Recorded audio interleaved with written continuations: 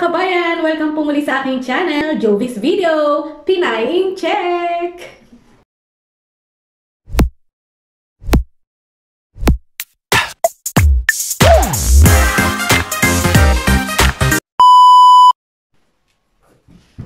Ayan, narito po muli tayo para po magbigay ng mga advices at tips. Yan, ngayon lang po muli nakapag-vlog after 1 month. So, yun na nga, for today's video, pag-usapan natin yung mga pwede nyo i-prepare, mga kagamitan or mga dapat nyo i-prepare sa sarili nyo because winter is coming. Wow! Yes, dito sa Czech Republic. As for today is Thursday, November 20. So, actually, kanina lang dito sa labas namin, dito sa city namin, ngayong araw pumatak ang snow. Yes, snow is giving. No, it's not giving. Actually, yung first time kong makakita ng snow, so much excited ako. Pero ngayon, since every year nakikita ko and naka-experience na ako, talaga ito yung winter talaga yung hindi ko pinakagusto sa lahat. Oh my God. Actually, masaya yung winter, lalo na kapag bago ka dito or hindi mo pa naranasan talaga mag-winter. Kasi syempre yung snow, yung feeling, wala sa atin yan, di ba? Naka-excite. At saka, kapag mga unang bagsak ng snow, mga unang days, tapos naipon na siya, makikita mo sa labas, naipon na siya sa labas, di ba? Nakakatuwa siya. Wow! Pero after kunyari, mapatunaw na siya, ayun. Yun na. Yun yung ayoko. You know why? Kasi, so minsan maputik. Yun. Actually, madalas. Nagpuputik na siya. Pumapangit na siya kapag patunaw na. Pangalawa, madulas. Di ba kapag snow, yung ang ganda niya, parang soft lang siya, tapos rough, parang may butil-butil. Pero pag tumagal siya sa lupa at natapakan mo na siya ng ilang beses, syempre, madaming taong makakatapak sa labas. And then after few days, parang mapa-flat na siya. And kumikinis na siya. Yun yung madulas. Kapag nawala na yung pag ilang beses mo na siyang natapakan. So, pag natapakan mo siya, may tendency na madulas ka kasi nga basa-basa na siya. Tapos, yung, alam mo, nasa skating, di ba? Yung ganong yelo, yung madulas. Yung nagiging ganon siya. So, yun yung ayoko. And kayo din, mag-ingat din kayo. So, yun na nga. So, kaya for me, gusto ko lang ang winter sa mga unang week.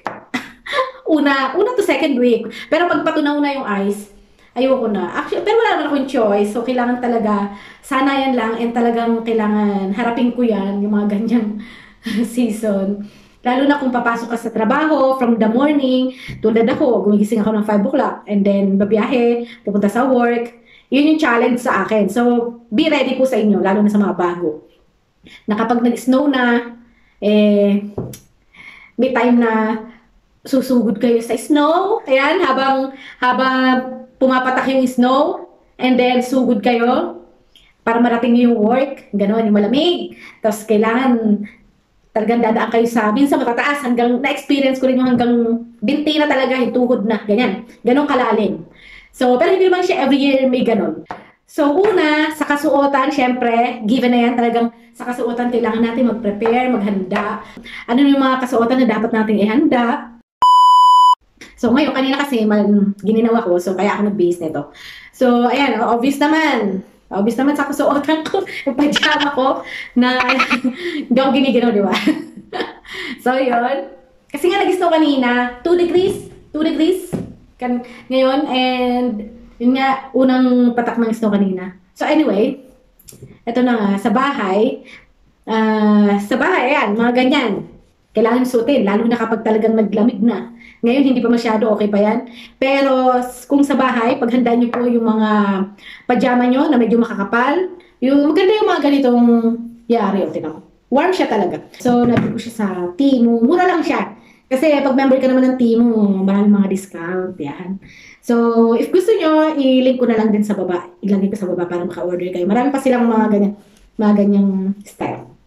Anyway, yon sa bahay, maganda kayo ng mga makakapal. Kasi, actually, makakatipid din kayo. Dito kasi mahal ang heating. Yan. Heating, kuryente, tubig. So, para hindi na kayo masyadong mag-consume ng heating, mag-try, makatipid kayo ng mga bayarin. Try nyo na rin yan. magsuot kayo ng makakapal sa bahay pa lang. Para hindi nyo na kailangan mag-on ng heater ng sobrang tagal at sobrang taas ng init. Sa kasuotan nyo pa lang is masasatisfied na kayo sa init. Yun. So, pangalawa, pag naman lalabas kayo ng bahay, so sinulat ko na actually dito kung ano yung mga dapat nyo suotin. Obviously naman, alam naman natin lahat na kailangan natin ng mga sweater, mga hoodies, mga jackets, heavy jackets, ayan, or mga coat, ayan. Baka kasi yung mga papunta pa lang nating mga kababayan is hindi pa alam kung anong klase ng mga winter clothing ang mga dapat nilang i-provide. Kasi yung iba, syempre, baka iniisip nyo talagang makakapal-kapal lang, okay na to. So, kailangan, meron talaga kayong mga double, minsan nga triple pa nga pag talaga nagtaglamig na. Minsan mga triple pa yung kasuotan ng mga tao dito. Tapos minsan 4 layers pa, ganyan. Kaya wag po natin baliwalayin. Kasi actually, sa tagal ko dito, dati pa isi-isi lang din ako. Kala ko, kaya ko naman ng lamig, ganyan. Pero hindi ko namamalayan. Ang dali ko talagang magkasakit kapag sumugod ka sa lamig. Dati noon, nung bago pa lang kami binabaliwala ko yung winter. Ayan, lumalabas pa ako kahit hindi masyado makapal yung suot ko or wala akong bonnet. Ayan, sabi ko, hindi naman malamig, carry lang. Pero andyan yung after later on, sumasakit yung mga leg ko, sumasakit yung mga ulo ko. Yung pala yung cause noon, pati yung katawan ko. Tapos, sunod noon, yung mga, yun na, ubos-sipon. Ayun, kala ko kapag ubos-sipon lang, yun yung nag-cause sa akin ng winter. Pero later on ko na lang na-realize na yung palang mga sakit-sakit ng ulo ko, sakit ng leeg, sakit ng katawan, nakuha ko rin sa lamig. Kapag lumalabas ka ng hindi masyadong proper yung kasuotan mo tuwing winter. Tapos isa pa, di ba nakasanay natin naliligo araw-araw, tapos basa yung buhok, tapos lumalabas tayo, di ba? Lumalabas tayo ng bahay, basa ang buhok. Diyan sa Pinas, ganyan, di ba? Pero dito, wag niyo pong gagawin yun kasi diyan magi-start ang mga sakit nyo sa ulo and magkakasakit kayo in the future. Kasi sa una, siguro hindi nyo mararamdaman, okay lang, carry lang. Pero mapapansin nyo dito, kapag matagal na kayo nakatira, ang mga lokal dito, talagang nag-hair dryer muna bago lumabas. And at least tea or something mainit bago lumabas during winter. Kasi kung hindi kayo magiging maingat sa mga ganyan, or babaliwalain nyo yung lamig tuwing susugod kayo sa ginaw, tapos susugod kayo ng basa ang buhok, ay nako, later on, doon yung pagsisiyang kasi sasaktan mga ulo nyo, and hindi natin alam maging serious problem yon. Tapos yung mga leeg nyo, mga katawan nyo, huwag po nating gawin dito yung nakasanayan natin sa Pinas na kahit basa ang buhok is lumalabas tuwing winter. Yan po. Para sa health tips ko yan. Kasi yun nga, para iwas din kayo sa sakit. So ayun, pakita ko sa inyo yung mga sample na kasuotan na pwede nyo isuot pagdating dito. Okay? So ayan guys, ang hirap mag-setup ng camera. Oh my God. Kung saan ako pinatong to. Anyway, ito ang aking pajama. O ayan. Yan, sa bahay, ganito ang mga kasuotan, lalo na kapag winter na at sobrang lamig. Pero ngayon hindi pa masyado, kanina medyo gininaw lang ako kaya magsuot, hindi na magpalit. Anyway, ito yung isa. Una, sa ngayon, ito, yung ganito, carry pa. Yung mga ganito, carry mo pa. Basta, aray ko. Yan. Mga ganyang sleeveless, carry pa ngayong autumn pa kasi. Pero, minsan, maaga nag-start ang winter. So, ayan. Maganda siya. Ganito, makapal. Basta, ang i-partner nyo is makapal din. Makapal na hoodie or makapal na jacket sa loob. Para okay lang kahit sleeveless. Yan, ganyan. So, sa ngayon, kung ganitong month kayo darating dito sa check, carry pa to. Ito namang isa, actually mainit to, pero, tingnan mo. Kasi nung binili ko to, actually may vlog na ako na ito yung suot ko. Matagal na to, mga 3 years, 4 years siguro. Ayoko kasi nung time na yun, pag mag-travel ako, ayoko nang makapal. So, and medyo formal siyang tingnan, parang, panggala talaga na di ba, sosyalin. So, yan, may mabibili kayong mga ganitong style na pang winter. Yan, makapal siya, pero hindi siya yung yung tingining mataba. Kasi, syempre, mataba tayo, di ba? Hindi naman ako nagpapanggap. So, gusto kasi nung time na yun, ayoko nang makapal tingnan lalo. And ito yung nataypan ko. So, ganito, pwede pa po ito. Pero, make sure na yung panloob nyo is, makapal. Ayan o, ganito. Yan. At saka depende kung saan kayo pupunta, di ba? Pag medyo formal-formal, pag mga pag mga normal galaan lang naman, and talagang dumadating yung time na ma-snow talaga, and talagang malamig, dapat mga ganito na isuot nyo. Yan o, ganito. Ito medyo matagal ko na itong hindi nasusuot, pero baka isuot ko na uli kasi pag nag-snow, tulad kanina, nag-snow sa labas. Ayan. Ayan, ganitong makakapalan. And, other than this, kailangan may makapal ka pa rin. Minsan 2-3 layers sa loob. Ayan, para safe na safe. And hindi kayo masyadong malamigan sa labas. Ayan, ganyan ang mga kasuotan dito. Ayan o. Piliin nyo yung... Actually ako, bago-bago kami dito, meron kami pinupuntahan sa Prague noon. And doon talaga ang puntahan ng mga Pinoy, lalo ng mga baguhan. Doon sa Genesis, yun po ay second-hand clothing shop. Yes, second-hand clothing shop siya. Pero magaganda po yung mga brand nila doon, and magaganda rin yung mga damit nila doon, mga pagpipilian nyo, yan, ganyan. So ito guys, brand new naman to, pero mura lang po siya nabili. Naging favorite ko nga to kasi recently, di ba, ano pa naman ngayon pag-zim pa ngayon, ibig sabihin, autumn pa ngayon. So, kaya hindi pa kailangan ng mga heavy jackets. Though, yung iba nag-heavy jackets na, ito, carry yung lamig. Alam mo ba kung ano to? Ayoko kasing mag-jacket na makakapal. So, gusto ko lang mga hoodie style. Pero yung hoodie na to, have something special. Yes, warm talaga siya. Ito nga lang suot ko pag lumalabas. Saan yung bakit? Kasi, tinan nyo yung materials. Wow! Ayun o. Warm siya sa loob. Kaya, siguro, minsan isang layer lang, tapos ito hoodie. Carry belts na. Kasi gusto ko parang hoodie lang So, ayan. Ganyan lang ako, then jeans. Ayan, may iba't ibang color to May red, gray, ayan. Close natin. Ang tuba ko. Ang laki kasi nung bag. Tapos may dalawang, bulsa siya. Ayan. Di ba? Actually, malaki lang ang tingnan kasi ang kapal ng suot ko sa loob.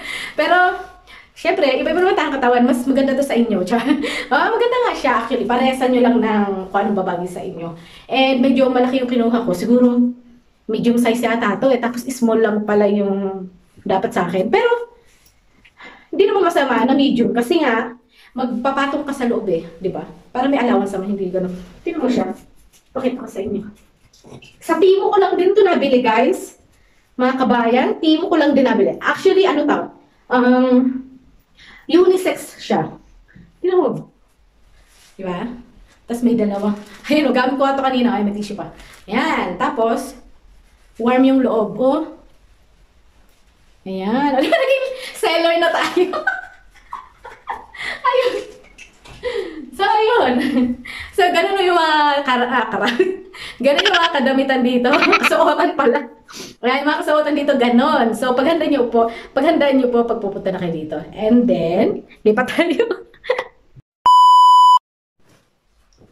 So, ayun mga kabayan, yun yung mga jacket style dito na pwede nyo dalhin kung meron na kayo. And kung wala pa kayo, okay lang kahit mga isang jacket lang ang dala nyo kasi marami dito pwede nyo mabilhan. And affordable. Yun nga sabi ko katulad sabi ko kanina sa mga second hand shops. Affordable and maganda yung quality kasi dito, ang mga gawa dito, yun talaga yung mga dinesign para sa winter dito. Kaya mas mainam, mas prefer ko na huwag kayo masyadong magdala ng maraming pang winter stuffs from the Philippines. Kasi nga, para maka-menos kayo sa space ng luggage nyo, ng bagahe nyo. Kasi makakapal yun Baka 1-2 jackets pa lang, plus boots, etc. Baka mapuno na yung bagahe nyo. So, huwag kayo masyado magdala ng marami. Tama lang. Good. Kahit nga pang-arrival nyo lang okay na yun, pang-biyahe nyo lang.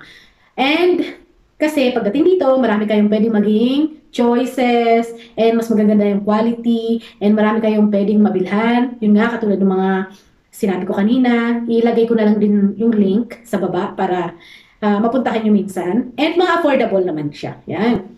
And sa mga boots, yan, for the shoes, actually nag-ano na nga sila ngayon. Nagbo-boots-boots na sila. Yeah, this season medyo nagbo-boots na sila.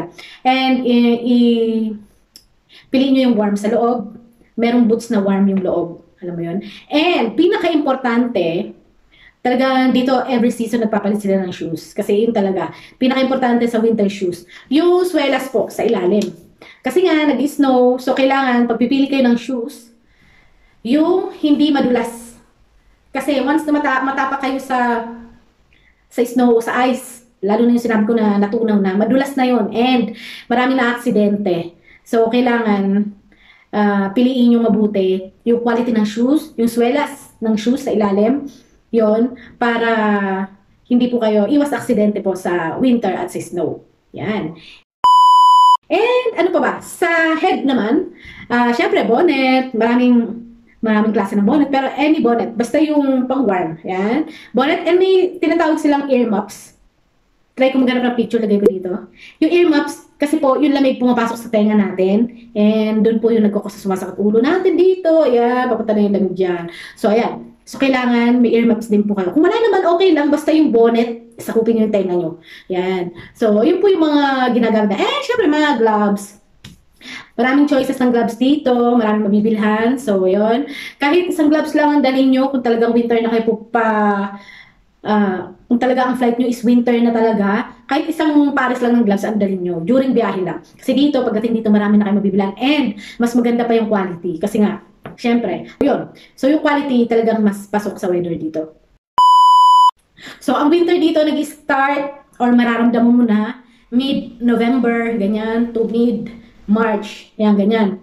Pero talaga ang winter starts ng December. Pero dahil nga, syempre, hindi natin hawak ang panahon. So, this week or next week, talagang anytime pwede nang biglang lumamig. Anytime papasok na yung winter. And officially, mag-start yon ng December 21, mga ganun. Thank you po sa panonood. Sana po ay nagustuhan nyo at may natutunan kayo sa mga tips ko. Ayan, yung winter. Kung sino man yung mga kababayan natin na papunta na dito. So, welcome sa winter. Ayan, paghandaan nyo na po yan. And maraming salamat po sa lahat sa panonood. Thank you! Bye-bye mga kabayan!